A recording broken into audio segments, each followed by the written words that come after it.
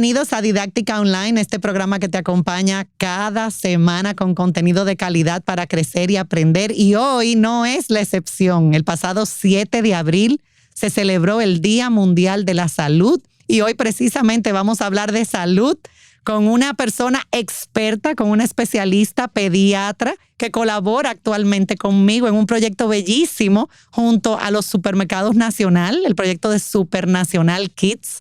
Y la verdad es que me siento muy honrada, como siempre, es una persona que realmente sé que va a aportar mucho y de la cual vamos a aprender muchísimo. Bienvenida a Michelle Romero Licairac, bienvenida. Gracias, Margarita. Yo feliz, de verdad, porque es un tema a todos los que son padres, abuelitos, tíos, que estamos ahí pues acompañando a esos niños, a esos jóvenes también en su proceso de crecimiento. Qué importante hablar, en tu caso tú eres pediatra, pero también te especializas en el área de alimentación, que es todo un tema, todo un tema. Y sé que estuviste aquí en el estudio grabando precisamente sobre eso y es lo que promueves, ¿verdad? Sí. Pero quiero comenzar, Michelle, precisamente hablando de cómo se ve, cómo vemos, cuáles son esas, ¿verdad? Características de un niño sano. Si hablamos de salud, o sea, ¿cómo se ve un niño sano? Un niño sano es un niño activo, un niño que está siempre alerta, contento, e incluso puede hacer sus berrinches, pero que dentro de su edad son como adecuados para ese momento. Que, por ejemplo, si ya va a la escuela, tiene la capacidad de atender, de aprender. Es un niño que físicamente, por ejemplo, tiene un buen aspecto, se ve de un buen color. Por ejemplo, si vemos los labios, un color adecuado, como rosado, un pelo, no importa si es crespo, lacio, pero también saludable. Pero sobre todo es un niño que es activo. Eso es sobre todo algo que siempre tenemos que tener en cuenta. Sin embargo, si vemos un niño, por ejemplo, cansado, retraído, pero no por timidez, sino porque no se siente como a gusto, también eso podría llamar la atención. Entonces ahí sí fueran de las cosas que muchas veces como pasamos desapercibidos, pero forma parte de la salud de un niño. Incluso si es un adolescente, su estado físico también habla de su salud. Por ejemplo, ¿qué pudiéramos notar en un adolescente? Acné, un acné así agudo. Eso habla también de su salud. Entonces, eso pudiera ser algo que nos alerte, que muchas veces para mí subestimamos esa etapa. Es verdad. Y lo queremos ver como adulto y realmente no. Eso también habla de la salud de un adolescente. Claro. Su peso también habla de la salud. No importa la edad. A veces tenemos niños que son súper delgados, pero resulta que son muy activos. Y entonces ya ahí también tomamos en cuenta eso, que muchos padres se preocupan. Pero la salud de un niño tiene tantas aristas, exactamente. Y lo tenemos que ver todo, la parte física, la parte emocional, la parte de su actividad diaria, cómo es, pero abarca muchísimas cosas. Abarca muchas áreas. Tú dijiste dos cosas. Yo insisto mucho a los padres cada vez que doy charla. Tengo muchos años trabajando con familias, con padres, con educadores. Preocúpese si su hijo está en una esquina. Así es. Porque de verdad, a veces dicen, pero este muchacho, ¿qué? Y yo, está sano. Exacto. Está sano, si está activo, si es curioso, si quiere interactuar con su mundo, con los demás, es porque se siente bien. Exactamente. Una persona que no se siente bien, pues va a estar en una actitud. Entonces yo preocúpese si está en una esquina, si no quiere hacer nada. Incluso la forma de manifestar emociones, que a veces, que hace mucho berrinche, pero bueno, expresa alguna emoción. Dependiendo de la edad, tiene su forma de manifestar esa irritabilidad, esa tristeza. Entonces también es parte de su salud emocional, que también es importante. O sea, es lo muy conforma importante. todo. Yo soy una fiel promotora de la educación emocional y de la sanidad emocional. Sí. Pero me encanta eso que tú dijiste. Y lo otro que mencionaste, que también me parece muy interesante, es como esas alertas, como que tienen que ver hasta con el estado de ánimo, que no es nada más, porque cuando tú dices salud, sanidad, tú mencionaste así rápidamente, así como quien no quiere la cosa, mencionaste como muchos elementos importantes y temas importantes. Por un lado, como ese estado de ánimo, o sea, como tu cuerpo, ¿verdad? Refleja, o sea, ese estado de ánimo en general. O exactamente. Sea, y creo que es importante como padres. Es muy importante porque, por ejemplo, si tenemos un niño de 5 o 6 años, es una edad donde son súper activos. Claro, hay niveles de actividad, pero que son personalidades. Exacto, hay personalidades. Son súper activos, súper alertas, interesados en descubrir. Sin embargo, si vemos un niño de esa edad que es muy retraído, o que simplemente juega, pero al ratito se sienta. Entonces, eso deberá llamar la atención. Y por eso, parte de la medicina preventiva, sobre todo en pediatría, son los chequeos regulares, precisamente por eso, donde el pediatra tenía que verlo todo. No es solamente auscultar y revisar cavidades, sino también su comportamiento. Que dentro de eso... Una mirada más holística. Exacto, completamente. Más integral. Más integral. Y en todas las edades. O sea, eso obviamente en la primera etapa, hasta los 12 meses que hay ese chequeo constante, vamos viendo más la parte física, pero a medida que van creciendo ya la consulta se vuelve mucho más amplia porque tenemos que verlo todo. Incluso hasta el entorno familiar forma parte de esa salud de ese niño o de esa niña. Y es muy importante. Ese muy entorno familiar, ese entorno, sí, el ambiente. Y precisamente como, bueno, tú mencionabas antes de pasar a otro tema, porque mi mente va rápido, pero tú mencionabas también el tema, y va muy alineado con lo que tú trabajas y promueves, que es el tema del peso. Nosotros tuvimos aquí en este podcast un episodio que ha sido muy valorado con una amiga, una persona que explicó, o sea, compartió su testimonio con el trastorno alimenticio, en este caso con anorexia. Y fue muy poderoso. O sea, un episodio de verdad que tocó a muchas personas, nos escribieron, o sea, yo me quedé sorprendida.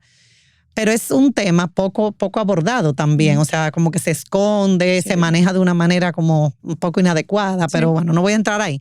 Pero el tema del peso, porque entonces ni un extremo ni el otro, porque entonces, ¿qué poder, cuánto poder, y lo vimos con ese caso, tienen nuestras palabras de que quizás a un niño pequeñito, con esa presión de la dieta, de no puedes comer, entonces lo que estamos quizás, pero entonces, ¿cuál es el punto? O sea, mi pregunta es, y ya que tuvimos ese episodio que generó tanto interés y que sabemos que ahí está en aumento todo este tema en de... niñas y en niños. En niñas y en niños, sí, lo dijimos en ese episodio. Entonces, ¿cuál sería como el equilibrio, el balance de no irnos ni a un extremo?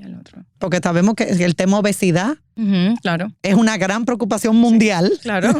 Y no irnos al otro extremo de generar o sea, de ir contribuyendo quizás a un posible incluso trastorno o a una actitud incluso negativa hacia la comida, una relación poco saludable con la comida. Mira, yo creo que me atrevería a decir que si llevamos un seguimiento continuo de eso, de peso, talla, y lo vamos viendo como una consulta normal, o sea, como parte de una consulta normal, y si el pediatra, por ejemplo, identifica que, por eso yo digo que el pediatra le toca ver todo, hasta el entorno familiar, porque son muchos los casos donde vemos, sobre todo en niñas ya entradas en la adolescencia, donde reciben una presión, no solamente la gente dice, de las amiguitas, pero muchas veces incluso dentro de la casa. Hasta las nanas. Todos. O sea, está la idea de la niñera que ayuda y dice, no, pero que déjeme darle tal cosa porque yo sé que le gusta, le da mucho de eso, pero entonces los padres preocupados que no coma tanto pan, que no coma tanto arroz. Y se genera un estrés. En cerebros que no entienden todavía el por qué no, que donde todavía la fuerza de voluntad, si nosotros los adultos nos cuesta, una fuerza de voluntad en un niño, o sea, no es imposible, pero no está desarrollada. Entonces, si desde el inicio vamos educando, nosotros los médicos, los pediatras, y en mi caso como nutrióloga, vamos educando de cómo debe ser la alimentación, que es una alimentación equilibrada, y vamos educando a los padres primero, que son los que van a cuidar de esos niños. Estoy segura que de alguna manera eso impacta positivamente a ir como disminuyendo la probabilidad. ¿Por qué? Porque y pasa muchísimo, que los papás dicen, no, pero yo tengo como 5 años que no llevo al pediatra, porque nunca se enferma. Todos los niños y todos nosotros tenemos que ir a un chequeo anual. Claro. O sea, ya Por favor. Ya pasan los 3 años sí, y muy más importante. Nunca. Exacto. Y el chequeo debe de ser un chequeo anual, aunque esté bien, asegurémonos que esté bien, porque no solamente lo físico y la parte bioquímica, o sea, la muestra de sangre, vamos a ver cómo está la glicemia, el colesterol, las tiroides, o sea, son muchísimos factores. Mira, perdón, Michelle, me acaban recientemente de compartir un caso de un niño ya, o sea, creo que tenía como 9, 10 años, que ahora descubrieron que no ve nada. O sea, le tuvieron que poner unos lentes, pero venía con muchísimos temas. Y lo que me sorprende es, porque muchas veces los centros educativos te exigen una pero para entrar, pero para entrar. Y no se vuelve a repetir. Y en este caso, ponte tú que lo hizo hace qué sé yo cuántos años, y ahora se descubre, sabrá Dios cuánto tiempo tenía ese niño, e incluso habían alertas con conducta que estaban siendo generadas wow, o sea, qué importante es ese, como tú dices, ese seguimiento continuo. No es que yo voy a estar, ¿verdad? Por cualquier cosa. No, pero ¿verdad? Una vez al año. Una vez al año. Nosotros los adultos tenemos que checar una vez al año. Y todo. Todo, absolutamente todo. Hacer un chequeo general, porque de verdad puede facilitar la prevención y el abordaje adecuado y a tiempo, de muchísimas posibles. Son muchos los niños que incluso son tildados en el colegio de necios o que uno le habla y no oye y ni siquiera se ha descartado algo orgánico, como decimos en medicina. O sea, primero se descarta lo orgánico y después vemos entonces la parte conductual, psicológica, emocional. Entonces, si lleváramos realmente un seguimiento anual, y digo anual porque después de los 3 años, ya los chequeos se supone que son anual, estoy segura que cuántas cosas pudiéramos solventar, o sea, a tiempo, resolver a tiempo. O bueno, está ganando mucho peso, mira, la curva este año se fue un poquito por arriba, o no, mira, se me fue un poquito por debajo. ¿Qué estamos haciendo en casa? ¿Qué hay diferente? Esos son tantos factores que pudiéramos como verlo de manera rutinaria una vez al año, que no nos cuesta nada. O sea, una vez al año que tú saques tiempo. Claro, lo sacamos para muchas cosas. Para muchas cosas, sí. O sea, vamos a hacerlo también para los niños. Con la tecnología. Y eso también que va a crear en esos niños la conducta o la costumbre, mejor dicho, de que, bueno, a mí me chequeaban todos los años y todos los años a mí me sacaban sangre. Quizás le molestaba, pero cuando son adultos son más conscientes y más responsables de su salud. Claro. Y ya a medida que son adultos, que ya no nos toca, que ya, bueno, ya volaron, pues entonces ya eventualmente les queda la idea de que yo tengo que ir a chequearme. Y se preocupan por sí mismos. Y no es tanto como que, ya yo tengo 15, ya me soltaron y ya, bueno, algún día cuando me enferme o cuando me toque ir, por ejemplo, las niñas al ginecólogo. O sea, no te estoy diciendo que lo lleve ahora, pero si ya se acostumbra a que hay un chequeo anual, ya, cuando le corresponda es algo de su estilo de vida, de su rutina, de su calidad de vida. Entonces es importante. Yo tengo 2 manganzones, como dirían.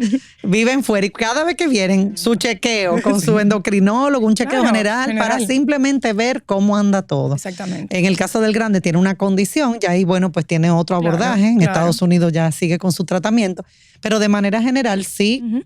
Dicen por ahí que el que busca encuentra, pero es importante encontremos a tiempo y saber cómo resolverlo a tiempo también. Exacto, porque a veces por miedo también o por simplemente descuido, hay muchísimas razones.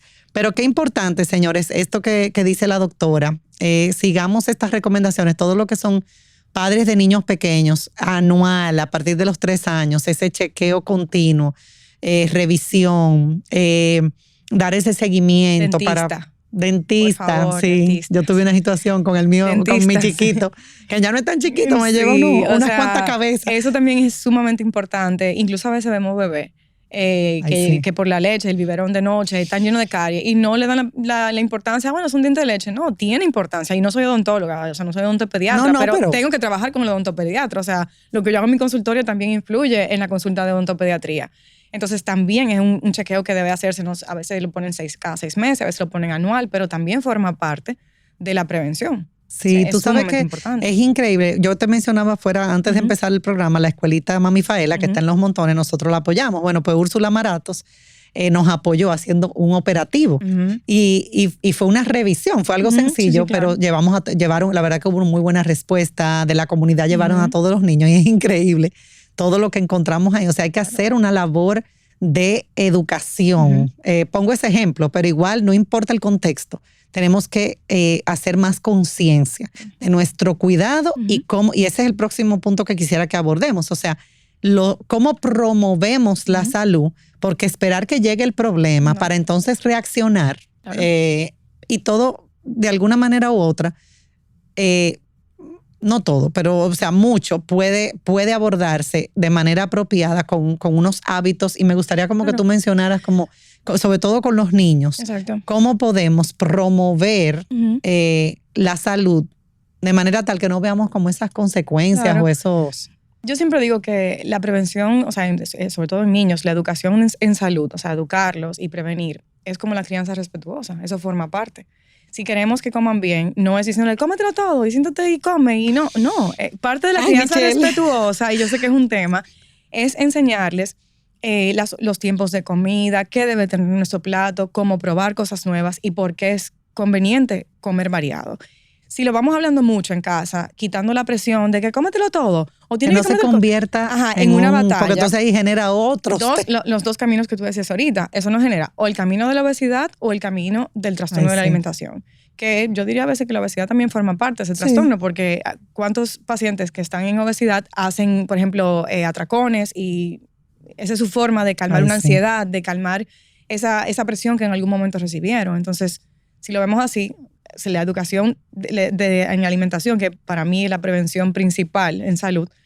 Como dicen, entra por la boca. Exacto, ¿verdad? la salud entra por la boca. Si lo vamos educando desde muy temprano y vamos enseñándoles cómo llevar buenos hábitos, por ejemplo, el cepillado, no debería ser una batalla. Yo estoy segura que, claro, hay días que los niños no están en eso, pero dándole el porqué, las razones, los niños entienden. Y quizás no lo hagan 3 veces al día o 2 veces al día, pero una de esas veces, conscientemente. Que no se convierta como en un tema. Exacto. La prevención es eso, es educar, así como educamos para que haya horarios de dormir, horarios de televisión, horarios de la escuela, hay horarios hay momentos puntuales del día que son para nuestra salud. Y eso tiene que ser parte de esa crianza respetuosa. Ay, sí. Bañarse, ¿por qué debemos de bañarnos? No es porque yo te diga vete a bañar, es mira, tu cuerpo necesita higienizarse, porque si no hay bacterias en la piel, el cabello, la boca, el alimentarnos para mantenernos saludables por dentro, no solamente por fuera, el deporte, la actividad física, cómo funciona para nosotros. Hablarlo es chulísimo, porque los niños son esponjas y creo que tú más que nadie lo sabes. Sí. O sea, al niño le encanta aprender y todo lo que sea aprender y donde ellos se sientan independientes y donde ellos puedan hacer eso que me están diciendo que es bueno, yo lo voy a querer hacer. Pero si todo lo que nosotros queremos... Si es una batalla, si es una amenaza, vuelve, o sea, si es un pleito, exacto, si es obligado. Y obviamente nosotros somos los modelos principales, sí, porque no podemos decirle come bien y nosotros estamos comiendo rápido o comemos con una soda en la mesa o comemos con el celular en la mano o no hacemos nada de ejercicio. Entonces, claro, nosotros somos los primeros que estamos somos los primeros que no hay prevención ninguna. Entonces, la prevención en familia sería como la ideal. De que la mejor forma de enseñar a los más pequeños como y que todo. Nosotros... Exacto, como todo, como todo en absoluto.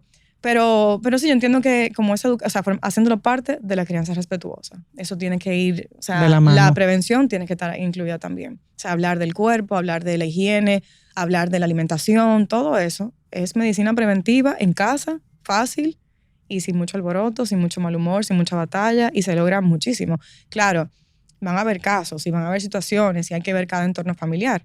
Pero si es una familia monoparental, también se puede. Claro. Sí, o sea, no importa. Siempre y si es, por ejemplo, que la señora de la casa es la que pasa más tiempo, eduquemos a la señora de la casa. Sí, hay que entrenar a las nanas. De hecho, yo digo que tienen que formar parte de la salud de la familia. Ay, sí. Y de hecho, y así pasamos también a ellos, educación. O sea, por ejemplo, en casa, la señora que yo tengo, ella aprendió en casa a comer sin sopita, sin aceite. Nosotros educamos también. Ya ahora ella como que no, ya yo no uso eso. Entonces uno sabe que se crea una cadena de medicina preventiva. Qué bien. Y es súper fácil y con eso reducimos costos de salud a nivel nacional. O sea, hacemos tú estás impactando las vidas. Exacto. Sin tú darte cuenta, tú vas impactando y con medicina preventiva hecha en casa. Qué bien, hecha en casa. Me gustó. Medicina preventiva hecha en casa. No hay que ir a la escuela de medicina. ¿Y cuál es tú que ves, verdad? Estás en contacto con familias, con niños, con pacientes. Este es tu mundo.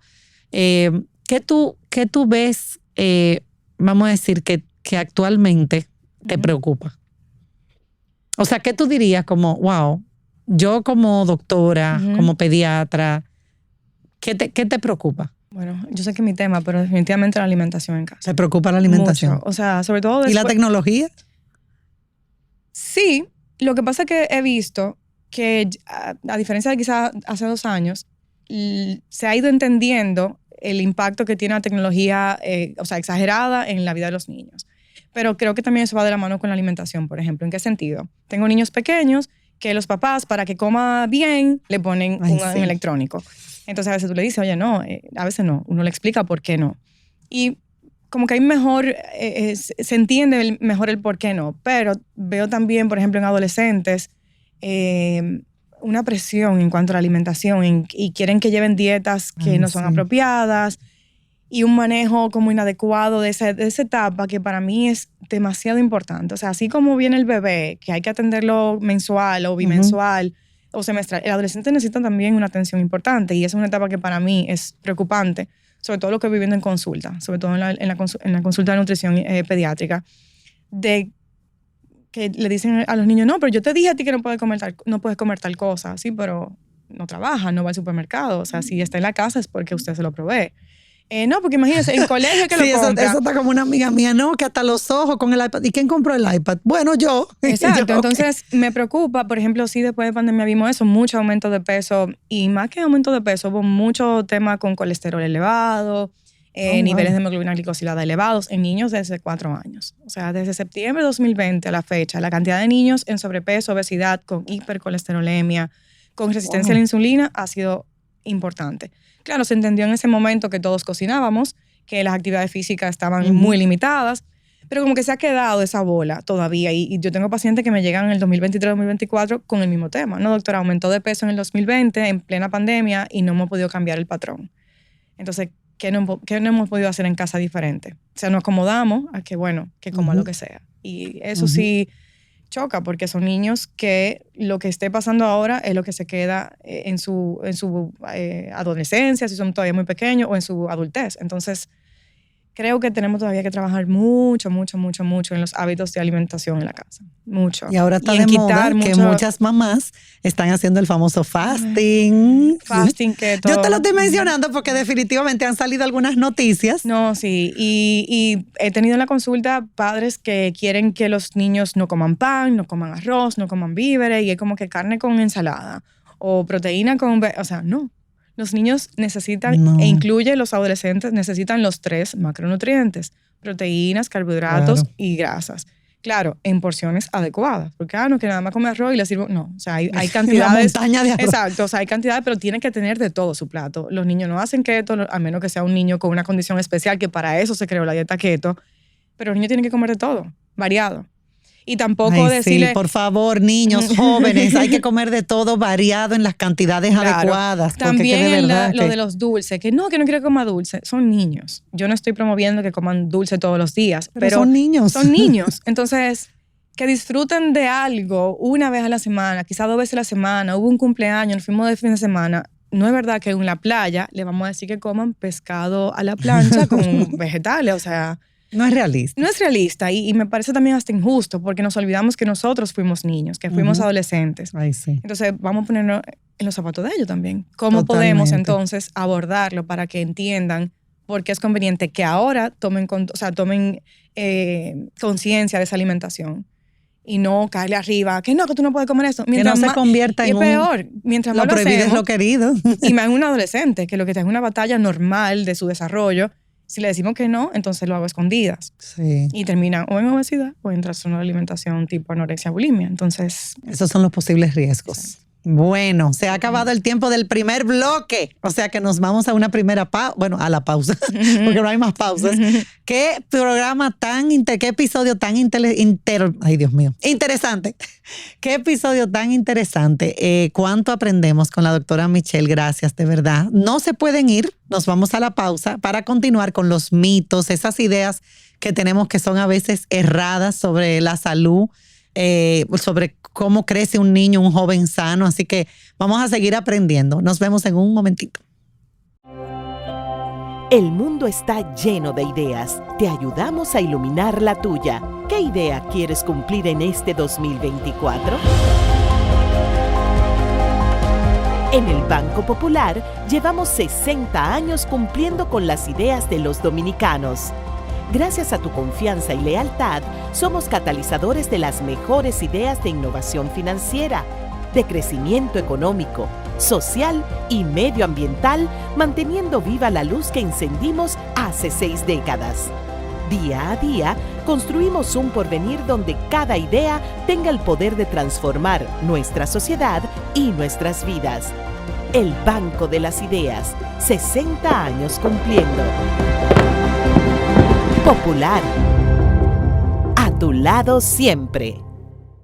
Continuamos con Didáctica Online en esta segunda parte de este súper mega episodio sobre la salud, cómo promover la salud en este mes que celebramos pues precisamente recientemente el Día Mundial de la Salud. ¿Y quién mejor para seguir abordando este tema que Michelle? Porque de verdad cuánto se aprende.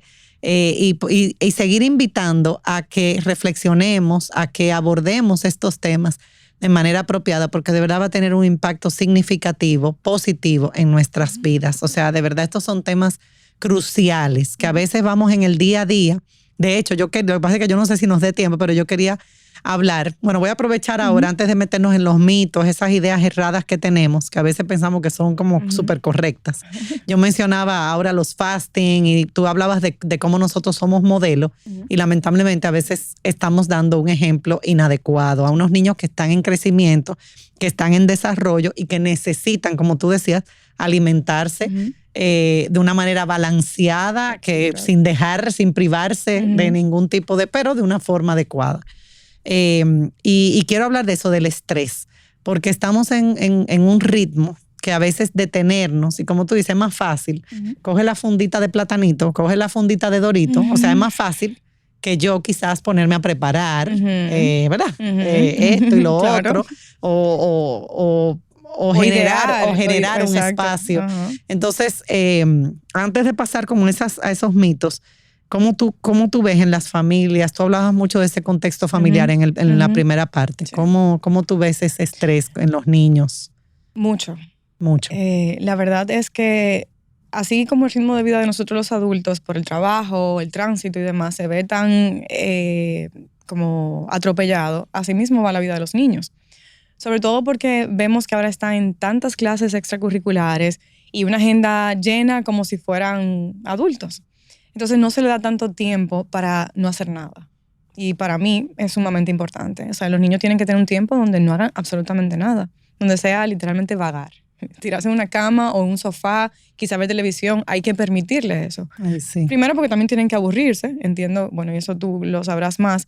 El aburrimiento lleva a la creatividad. Entonces, no se le permite. ¿No? Todo el tiempo uno le pregunta, haciendo algo. ¿Y qué hace en la semana? Bueno, el lunes y miércoles va tal cosa y después tal otra y después martes y jueves y los viernes y hace y el sábado. Y a veces he tenido niños que han entrado en 3 deportes. Y es un agotamiento físico donde eventualmente el niño lo que va a hacer es decir, no quiero hacer más nada. Entonces se puede volver algo como rebeldía y no es rebeldía, es un cansancio. Entonces, manejar, pero entiendo que también tendríamos que trabajar en el adulto. Porque si en el adulto no se trabaja, ¿cómo vamos a trabajar en el niño? Si el adulto no se da cuenta de esa carga de estrés que está llevando, no se va a dar cuenta que el niño también está estresado. Entonces, de igual manera, es como el conjunto, trabajarlo en familia. Vamos a revisarnos nosotros como adultos, vamos a tener la humildad suficiente para revisarnos primero y entonces ver de qué manera estamos impactando sobre ese estrés de los niños.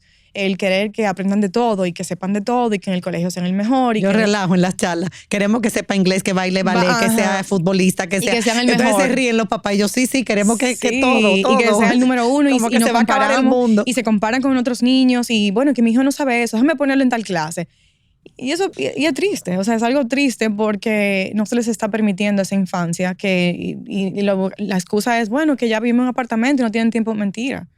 Si no hay apartamento, probablemente hay un parqueo. Y si no hay un parqueo, la casa. Pero que no hagan nada, aunque sea 1 o 2 días a la semana. Sí, el tema es, Michelle, que ese no hacer nada muchas veces se convierte en tiempo de iPad, Bueno, pero cuando digo no hacer nada, es que también haya reglas. Porque no hacer nada es, bueno... Pero que lamentablemente... Sí, claro. Ese tiempo que no está dedicado a las actividades extracurriculares... Se usa con la tableta. Pero entonces lamentablemente se completa o se llena. Con lo electrónico. Entonces hay que el adulto tiene que revisarse. ¿Cuáles son mis reglas? Bueno, de lunes a jueves no hay electrónico y tal día va a ser, no sé, que pinte, que juegue, que agarre rompecabezas. Tener juegos. Que hay que rescatar los juegos. Y que son sumamente los importantes. Juegos, rompecabezas, pieza, bloque, Lego, el juego de mesa con los más grandecitos. Yo todavía, o sea, yo promuevo mucho. Mi mamá como abuela jugaba muchísimo y los enseñó a jugar casino. Se ha perdido también. Claro. Yo digo, señores, tenemos que rescatar el juego, jugar. Claro. Tener que juegos. Lo lleve a emociones, porque el juego, o sea, el juego nosotros así jugábamos físico, muchísimo. Club. Ahora los muchachos casi no juegan. No. Y si que si Monopolio, que si Club, que si Risk, que si el otro, o sea, carta. O sea, y realmente eso promueve muchísimo aprendizaje. Pero bueno, claro, no me voy a entrar en el tema del juego. pero sí, o sea, ese estrés, o sea, tú lo ves en los niños y es demasiado. Incluso yo digo que a veces no tienen tiempo ni de sentir.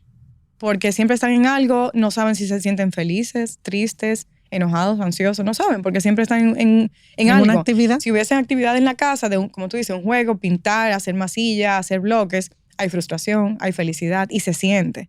Entonces eso quitaría el estrés. Totalmente. Pero el adulto tiene que primero revisarse. Sí, tenemos que revisar como todo el contexto, porque el propio contexto más amplio está estresado. Claro, exacto. O sea, el propio contexto en el que vivimos, el día a día.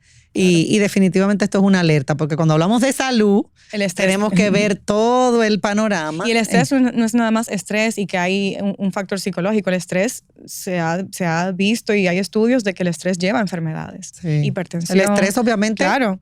Vamos a decir, un estrés crónico, un estrés importante. Eventualmente en la vida adulta o en el joven adulto puede llevar a diferentes enfermedades. El exceso de cortisol, lo que lleva a obesidad, lo que lleva a un síndrome metabólico, a hipertensión. Por algún lado va a salir, por como algún digo lado, yo. Exacto. Aunque sea una ñañara, como yo le decía. Lo psicológico sale por algún lado, en lo físico. No, entonces, y esas emociones reprimidas, señores, salen por... Ahora yo estoy escuchando, ahora estoy en audiolibro. Sí. Yo de vez en cuando, a mí me gusta más leer, pero bueno, ahora tengo un audiolibro, The Language of Emotions, el lenguaje de las emociones, una autora buenísima que ha investigado muchísimo. Y wow, como ella te va explicando, no lo he terminado, pero yo estoy fascinada. Y ella habla o sea, las implicaciones de expresar tus emociones, pero las implicaciones de reprimir tus emociones y todo lo que conlleva. Wow, interesantísimo.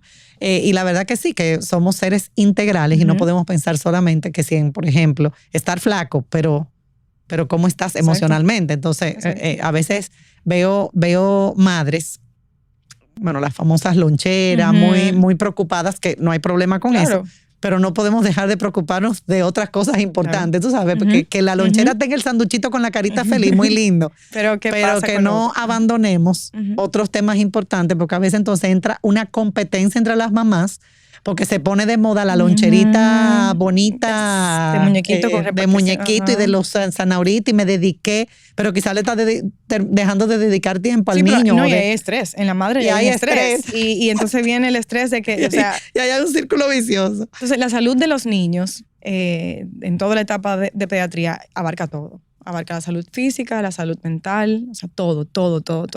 Ay, sí, tenemos que estar muy atentos. Y los adultos que estamos alrededor, que estamos alrededor de los niños, tenemos que estar muy alerta, muy atentos, porque yo tuve una amiga que ella empezó a ver, claro, tú tienes que conocer bien a tu hijo, y ahí viene todo el tema de conexión, de interacción, de tú realmente conocerlo, porque a veces estamos en los celulares, en el trabajo, en esto, en la rapidez, en que te tienes, y no estamos mirando realmente, conectando con ese hijo que tenemos frente a nosotros.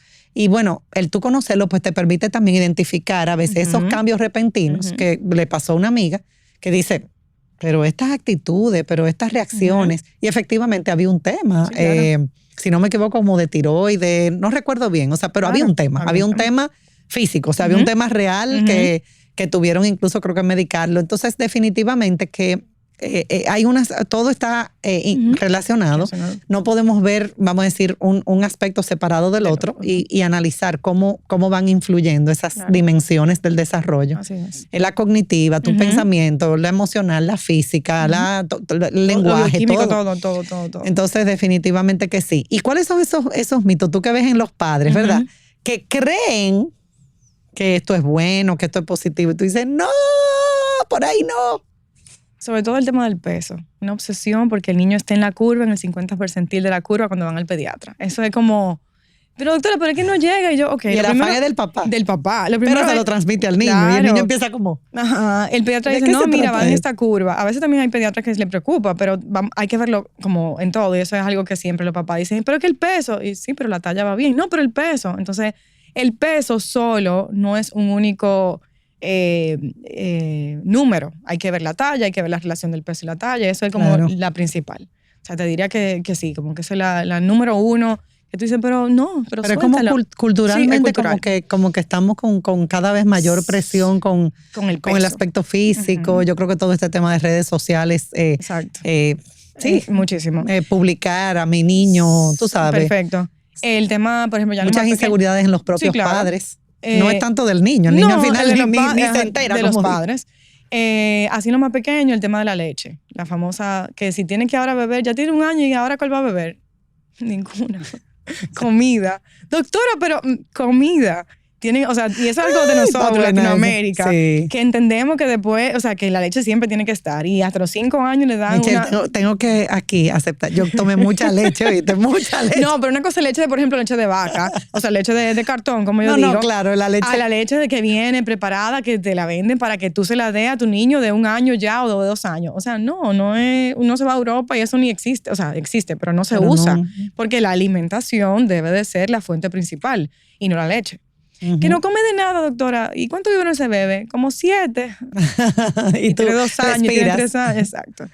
Qué bien. Yo creo que esos serían como Pero hay veces que se introducen los sólidos también a muy temprana. Yo el otro día, yo no sé quién fue que... Eso ya es cultural entre nosotros. O sea, sí, pero muy arraigado, Michelle. Y yo como que no. Y siempre yo no sé qué mamá fue que el agüita de la habichuela. Ay, esa sí, es la del arroz, el agüita de arroz. No, cuando ya le van a dar siempre la habichuela. Y a los 3 meses, 4 meses, no, ya mi mamá me dijo que le dieron una salsita de habichuela. No, ese intestino no está preparado para eso. No le toca. Entonces ya eso es algo que hay que una trabajar. Lucha que nos toca. Y las abuelas insisten, pero yo le di, sí, pero tenemos que entender. Las abuelas y los abuelos. Tienen sus, y yo entiendo, pero tenemos que entender que hay una evolución y que la humanidad ha ido evolucionando también y hay muchas mutaciones, hay mucho cambio genético, o sea, muchísimas cosas que ya no es como hace 30 años, ni siquiera hace como 20. Entonces tenemos que ver rápido muy rápido. O sea, enfermedades que antes lo veíamos en mayores de 60, ahora lo vemos en niños de 10. Una hipertensión ahora es súper común. Wow. Y eso es triste. Eso es triste. Entonces, tenemos que enfocarnos en que ese niño se alimente bien. No, pero que mis hijos comían de todo, sí, pero ya no podemos porque hay muchos otros factores. Ya la actividad física de antes no es la de ahora. Un muchacho de antes agarraba una bicicleta y se iba por el barrio por todos lados. Ahora, salí en bicicleta. Un riesgo, bueno, tú atenta contra tu No, mijo, mira, ponte en el parqueo y da vueltecita ahí porque no hay otra opción. Entonces tenemos que verlo todo. Es otro estilo de vida. Exacto. Mi papá tiene 88, mi mamá, bueno, siempre lo digo, muy feliz y muy bendecida. Mi mamá tiene 81, 82. Nació en el 42. ¿Cuánto sería eso, Eldi? 82. Y la verdad es que es súper saludable, súper bien. Yo digo que esa fábrica ya no existe. No. O sea, de verdad. Y mi papá y mi mamá, al igual que mis abuelos, que también mi abuela murió de 90 y pico, yo creo que definitivamente hay un tema genético. Sí, claro. O sea, un componente. Y de hecho, tuvimos aquí si quieren, lo pueden buscar ese episodio con Silvia Montes, que es gerontóloga. Y fue un programa bellísimo también, como de prepararnos para la vejez, porque son etapas. Claro, y cada etapa, ¿verdad? Pero se construye, como ella decía, desde que yo nazco. Así es. O sea, desde que tú naciste, ya tú estás preparándote. Desde que está en la barriga de la mamá. Ya tú te estás preparando para lo que va a ser tu vejez, porque de alguna manera todo va, ¿verdad? Acumulándose o impactando. Sí, claro. No que algunas cosas no puedan ser reversibles, sí, claro, ¿verdad? Porque por supuesto, sí. Hay cosas que sí, que se pueden revertir con buenos hábitos y demás. Pero hay otros que ya vienen desde la barriga. De que ese feto se va formando, ya viene con esa carga y se puede modificar en la barriga. Y por eso la madre gestante debe alimentarse adecuadamente. Sí. O sea, son muchísimos factores que desde que empieza la vida. Ya, exacto. Tú estás ahí en la tómbola, como dijo Rosario cuando vino y compartió su testimonio con cáncer de seno. Y eso se me quedó a mí. Estamos en la tómbola. Y la verdad que ya estamos en la tómbola desde que somos concebidos. Pues la verdad que en ese aspecto, pues uno va pensando y uno dice, bueno, hay una fábrica como de esa generación que ya es muy diferente. O sea, el estilo de vida que nosotros llevamos, incluso de dónde salen los alimentos. Claro. Yo oigo los cuentos de mi papá, que vivió en Puerto Plata, creció en Puerto Plata, y yo me río muchísimo. O sea, en el patio era que mataban la gallina ahí mismo, o sea, no había una refrigeración, ni ahí mismo la mamá cocinaba, todo estaba, o sea, era otro factor esquema. Estrés, el estrés de antes no se compara en nada al estrés de ahora, o sea, son muchísimos factores que ya no es igual que antes. Entonces, sí es importante, y esto no lo digo en buena onda, de que las abuelas y los abuelos que quieran formar parte de esa medicina preventiva en casa, también, o sea, lo ayudemos y lo eduquemos de que ya todo ha cambiado. Y que no es que no queremos hacerle caso, es que lo que pero no le dé tanto chocolate, exacto, no le dé tanta galleta. Sí, porque muchas veces los padres llegan, ay doctora, pero es que entonces cuando van a los abuelos, pero vamos a explicarles por qué no se puede tanto o por qué mejor vamos a regularlo un poquito. Y se hace, y es lo que digo, es disfrutarlo todo. Así o sea, no hay que llegar a ningún extremo. A ningún extremo, el balance. Se disfruta y seguro ese disfrute, esa alegría también es parte de la medicina preventiva y de la buena salud. Claro, y yo te iba a decir precisamente eso, el momento de la comida, que también el estrés se ha perdido un poco ese momento de disfrutar, de conversar, de la sobremesa. Yo soy muy pro sobremesa, muy pro conversemos y aprovechemos ese momento, ya sea en la comida o en la cena, porque la verdad que los horarios de los colegios, también el tráfico, pero que haya ese espacio, ese momento, y también que el momento de comida sea un momento agradable de compartir, de conectar, y eso también pues genera un bienestar que es muy bueno. Antes de, bienestar en general.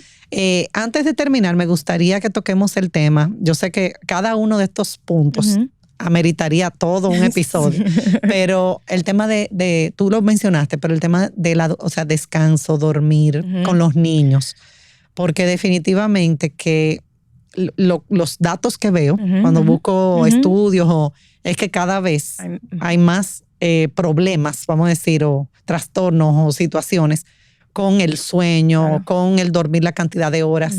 Y es una alerta. Yo sé que es una alerta para padres, para educadores también. De hecho, estuve recientemente en un centro educativo que una de las preocupaciones es que los niños, estamos hablando ya de niños de primaria, están llegando muy agotados y eso impacta su actitud, su motivación, su desempeño, su todo. Todo, absolutamente. Entonces el centro educativo está recibiendo y los padres tienen, hay que crear una estructura de apoyo porque si no, eso va permeando en todos los ámbitos. Sí. A veces se subestima el sueño de los niños. Y digo niños en toda la etapa pediátrica. Y el sueño es tan importante, incluso para nosotros los adultos. Tenemos que dormir, se suponen, entre 6 y 8 horas. Eso es lo recomendable para que sea un cerebro bien descansado y todo. Los niños tienen más tiempo. Se supone que entre 10 a 11 horas. ¿Y por qué? Porque no es solamente descansar, también está la parte del desarrollo y el crecimiento. Todavía están en desarrollo y en crecimiento, esa parte neurológica. Pero ¿qué pasa? Que si está usando electrónicos, lo usan todavía hasta justo el momento de irse a dormir. Y los estudios demuestran que esa estimulación de esos electrónicos no dejan que ese cerebro vaya bajando revolución y diga, ok, es hora de dormir. Sí, grave. Entonces, así como hacemos rutinas para que esos bebés nos duerman toda la noche, tenemos que tener rutinas en el preescolar, en el escolar, en el adolescente.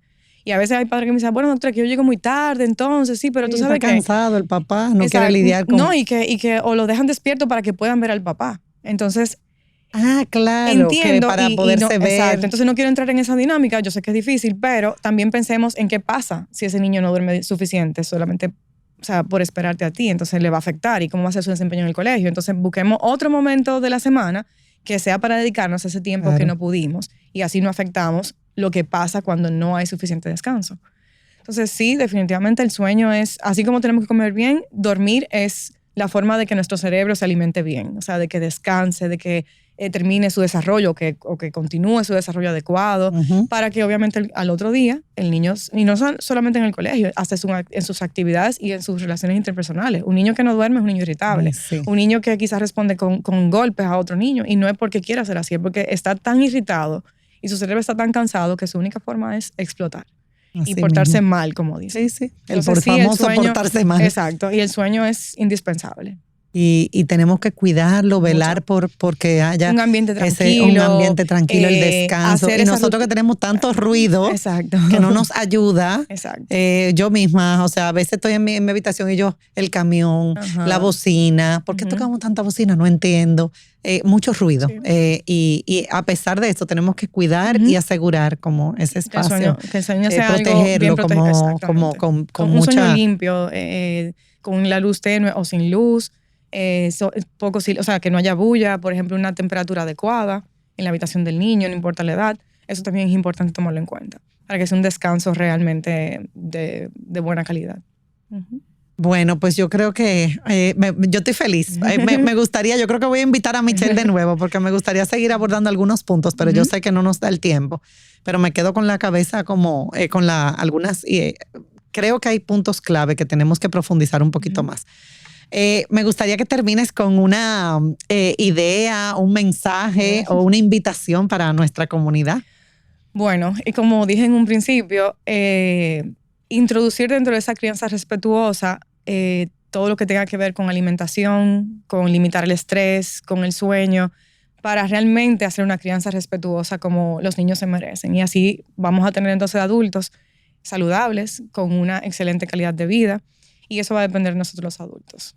Revisarnos nosotros realmente ser humildes y hacer esa revisión y decir, ok, ¿qué yo puedo hacer diferente para que la salud de mi hijo o de mi hija en todo el sentido, en todos los aspectos sea la ideal para que entonces sea un adulto saludable? Para mí eso fuera... Amén. No, cerramos con broche de oro. Señores, qué episodio. Gracias, Michelle, por aceptar la invitación. Gracias a todos los que nos siguen. Hemos recibido mensajes lindísimos recientemente. De verdad, hasta me puse a llorar. Me hicieron una llamada, me han escrito. Y la verdad es que esa es la idea, pues que hay días que uno a veces dice, ay, sigo. Y la verdad es que con esas llamadas y esos mensajes y la comunidad creciendo y esta respuesta, pues uno se motiva y se compromete más con seguir aportando contenido que aporte a nuestro crecimiento y a nuestro aprendizaje, a hacer mejor las cosas. Y hay veces que, una amiga de fuera, Leti Valero, que es de Conscious Discipline, de todo el tema de disciplina consciente, tú que hablaste de crianza respetuosa, que está muy alineado, Leti me puso en estos días, siempre saco algo de cada episodio que escucho, gracias. Y la verdad es que pues eso nos invita a seguir aportando. Estamos en todos los canales, en YouTube, en Spotify, en SoundCloud, en iTunes, Didáctica Online. Este podcast realmente lo que quiere es contribuir, y gracias al Banco Popular que se ha mantenido siempre en pandemia y en todo momento pues apoyándonos.